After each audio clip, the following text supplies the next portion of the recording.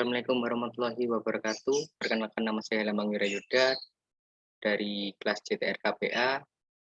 NRP saya 2036211030.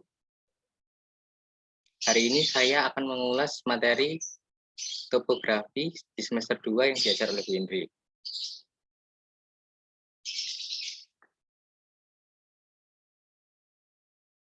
Topik bahasan yang saya ambil adalah mengenai kontur, cut and fill, busur lapangan, GPS geodetik. Kontur. Hal penting dalam melakukan pemetaan adalah tersedianya informasi mengenai ketinggian suatu wilayah. Dalam peta geotopografi, informasi tentang elevasi biasanya berupa garis kontur, yaitu garis yang menghubungkan titik-titik dengan ketinggian yang sama. Ada dua istilah yang menyangkut kontur, yaitu satu, interval kontur merupakan perbedaan elevasi antar dua garis kontur yang saling berdekatan. Yang kedua, ada indeks kontur, merupakan garis kontur dengan kelipatan tertentu. Tiap kelipatan 1 meter, 5 meter, 10 meter, dan lain-lain. Sifat garis kontur ada beberapa di antaranya. 1. Kontur saling melingkar satu sama lain dan tidak saling berpotongan, tapi biasanya berhimpit pada daerah 90 derajat daerah curam. Garis kontur menitik pada dirinya sendiri. Yang ketiga, garis kontur lebih rapat pada daerah curam daripada daerah yang lebih landai.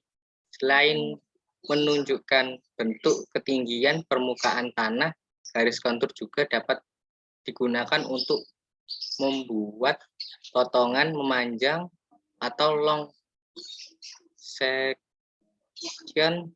Yang kedua, menghitung luas volume suatu wilayah. Yang ketiga, menghitung tingkat kemiringan suatu wilayah. Setelah itu masuklah kita ke bab cut and fill. Perhitungan volume pekerjaan teknik sipil sering dikaitkan dengan timbunan, galian, perhitungan kapasitas tampung suatu waduk, dan lain-lain. Kenyataannya di lapangan, ketidakteraturan tersebut seringkali menjadi penghambat bagi melakukan perhitungan volume timbunan. Misalnya, apabila terjadi kesalahan kebutuhan volume tanah untuk timbunan, maka justru akan mempersulit pekerjaan teknik sipil yang lain. Bahkan hal tersebut bisa jadi akan menambah biaya pekerja karena sulitnya mobilisasi tanah yang digunakan sebagai timbunan. Contoh selanjutnya, pekerjaan galian dan timbunan atau cut and fill. Suatu jalan melintasi wilayah dengan topografi yang bergelombang. Setelah itu digunakan pengukuran dan desain jalan. Akan diketahui berapa volume tanah yang harus digali dan berapa kebutuhan tanah untuk timbunan. Ketepatan pengukuran dan perhitungan volume akan menghasilkan biaya konstruksi yang tidak mahal karena telah diketahui berapa potensi dan kebutuhan tanah. Apabila terjadi kesalahan perhitungan volume cut and fill, tentunya akan menambah biaya produksi konstruksi yang banyak. Cara perhitungan kontur, di mana di sini dijelaskan bahwa volume sama dengan luas penampang pertama ditambah jarak ditambah luas penampang kedua. per 2 kali jarak penampang pertama dan kedua. Setelah itu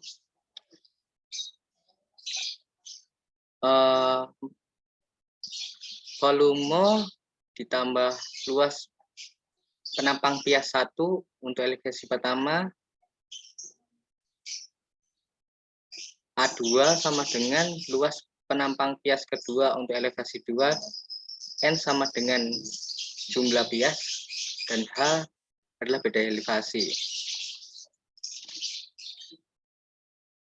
Menjadikan rumus volume tambah A1 atau ditambah penampang pias pertama, ditambah pias kedua, ditambah pias ketiga, per jumlah pias dikali jumlah pias kurang 1 dikali beda elevasi.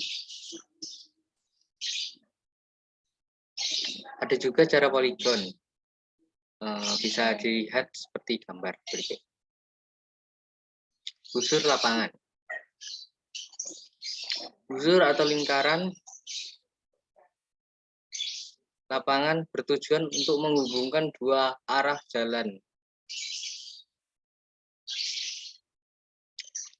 kereta api atau saluran baru yang berpotongan, saling berpindah dari satu ke arah yang lainnya, berjalan mulus. Tentu ini juga tergantung antar hubungan kecepatan dan radius lengkungan dari busur lingkaran ini. Akan ditentukan titik-titiknya dengan jumlah yang cukup, hingga letak busur lingkaran itu dan lapangan dapat dilihat dengan jelas. Untuk konstruksi melengkung diperlukan teknik busur lapangan seperti gambar berikut. Di lapangan harus ditentukan lebih dulu titik utama, meliputi potongan, pertemuan, dua jalur atau titik V, atau point of intersection atau PI. Harus diketahui pula R atau radius lingkaran, titik singgung atau TA1, T1, T2, di mana kedua titik tersebut mulai dan diakhiri masuk ke jalur lengkung atau lingkaran. Titik pusat lingkaran atau O. Titik tengah busur atau M. Stake atau out busur.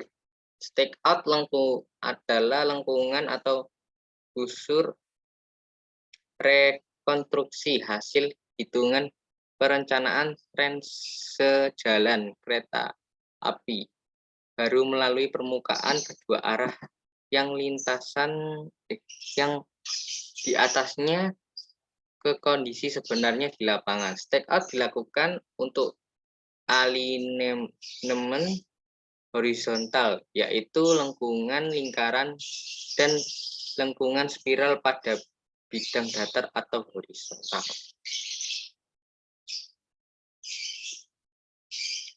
Berikut adalah rumus titik potong V, disebutkan point of intersection, mempunyai besar sudut theta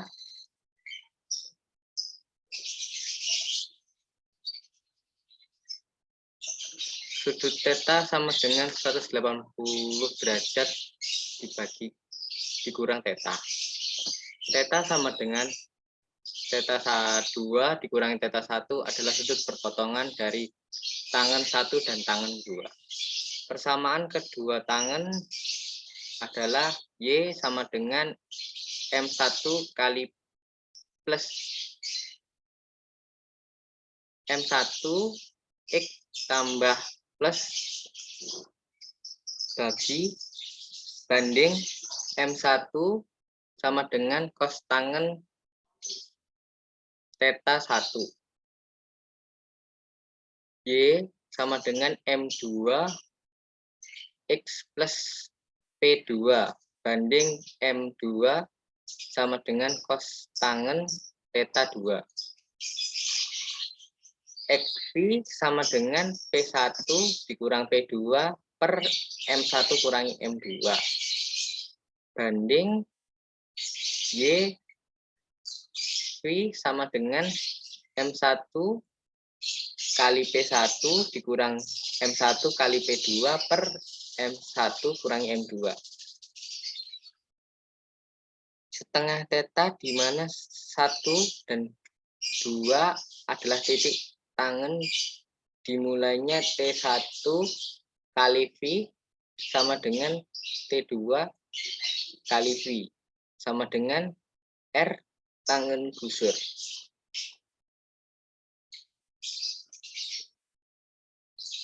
Metode pengukuran. Untuk mendapatkan perhitungan busur lapangan ada beberapa cara sebagai berikut. Satu, metode perpanjangan tali busur. Yang kedua, metode selisih aksis pada panjang. Yang ketiga ada metode koordinat polar. Yang keempat ada metode poligon. Yang kelima ada selisih busur sama panjang. Berikut adalah rumus untuk mencari metode perpanjangan tali busur, yaitu theta dihitung dari theta 2 kurangi theta 1 untuk menghitung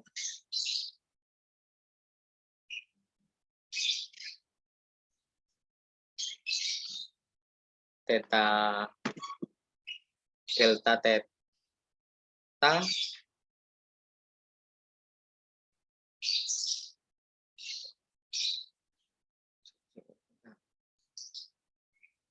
untuk menghitung TB sama dengan TB R2 sin setengah kali theta delta theta. Sedangkan untuk mencari T1 sama dengan T1 absen sama dengan TB kali cos kali setengah kali delta theta kali 1 kurang 1 absen sama dengan TB kali sin setengah kali delta theta. Terus 1 dikurangi 2 absen sama dengan TB kali cos delta theta dikali 2 kurang 2 absen sama dengan TB sin delta theta. XN kurangi XN plus 1 sama dengan TB cos alpha theta,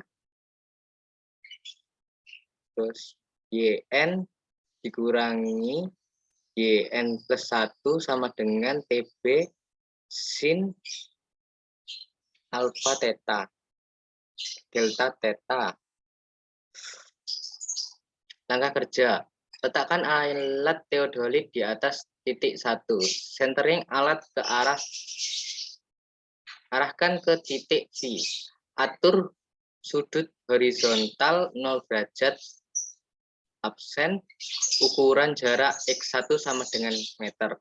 Putar searah jarum jam sebesar sudut setengah delta theta. Bidik dan ukur jarak TB1 maka didapatkan titik detail 1.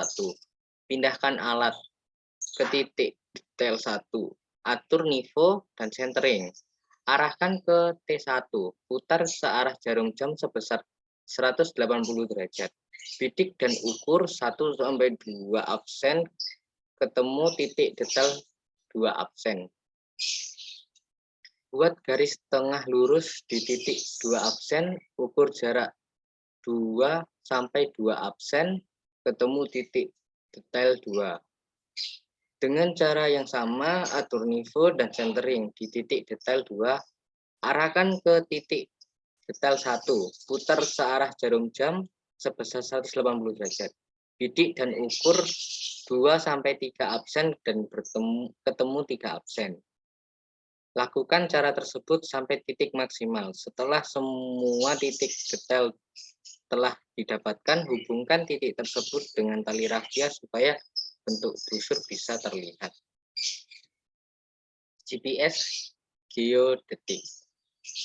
GPS adalah sistem satelit navigasi penentuan posisi yang dimiliki dan dikelola oleh Amerika. Sistem ini didesain untuk memberikan posisi dan kecepatan 3 dimensi serta informasi mengenai waktu secara kontinu di seluruh dunia tanpa tergantung waktu dan cuaca pada banyak orang secara selimutan. Pada sistem GPS sudah sangat banyak digunakan orang di seluruh dunia. Di Indonesia pun GPS sudah banyak diaplikasikan, terutama yang terkait dengan aplikasi menuntut informasi tentang posisi. GNS merupakan sistem satelit navigasi dan penentuan posisi yang dikembangkan oleh beberapa negara, seperti GPS dari Amerika Serikat, GLONASS dari Rusia, Beidou dari China, dan Galileo dari Eropa. Sistem ini dapat memberikan informasi mencapai posisi di mana dan ditambah dengan informasi waktu.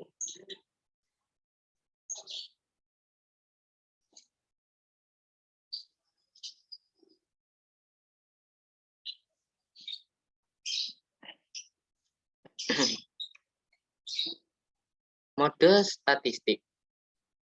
Penentuan posisi statistik atau static position adalah penentuan posisi dari yang statis atau diam. Penentuan posisi tersebut dapat dilakukan secara absolut maupun diferensial dengan menggunakan data pseudorange. RTK memiliki kepanjangan dari real time kinetic, artinya koordinat dapat diperoleh secara real time dalam koordinat JPM ataupun lintang dan bujur. Tanpa melalui proses baseline, metode ini berbeda dengan metode statik. Karena pada metode statik baru diperoleh setelah dilakukan proses baseline. GPS RTK memiliki ketelitian yang tinggi, yaitu dalam fraksi 1 sampai 5 mm. Pengukuran dengan cross. Pengukuran dengan cross hampir sama dengan pengukuran dengan RTK. Dengan rasio yang membedakan adalah pemberian koreksi dan koreksi diberikan dari stasiun cross yang terbesar di sekitar lokasi pengukuran.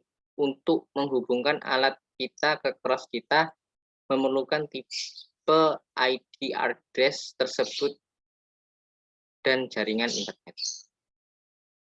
Stick out adalah pengukuran yang digunakan untuk menentukan lokasi koordinat titik di suatu lapangan. Prinsipnya adalah terbalik dengan konsep pengambilan data lapangan. Kalau pengambilan data di lapangan, kita mengukur koordinat titik dari lapangan. Dengan snake out adalah pengambilan koordinat ke lapangan dari desain yang ada. Faktor yang mempengaruhi ketelitian. 1. Marangale. Lokasi pengamatan sebaiknya mempunyai ruang pandangan langit yang bebas ke segala arah, yaitu sebaiknya di atas elevasi 10 sampai 15 10 derajat sampai 500 derajat besarnya. Marangale yang terlalu kecil sebaiknya dihindari karena pengamatan dari satelit yang berelevasi rendah akan lebih dipengaruhi oleh reaksi ino-shear dan topo-shear yang lebih mudah terkontaminasi. Multi-lokasi pengamatan multipad.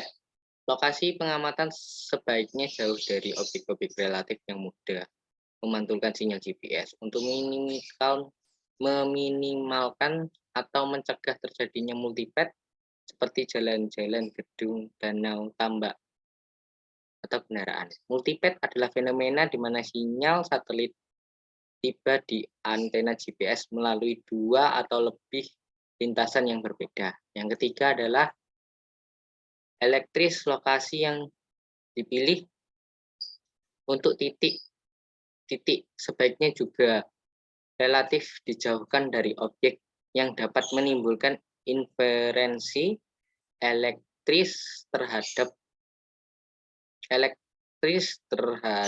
penerima sinyal GPS seperti stasiun pemancar, gelombang mikro, radio, repeater, dan kabel listrik tegangan tinggi.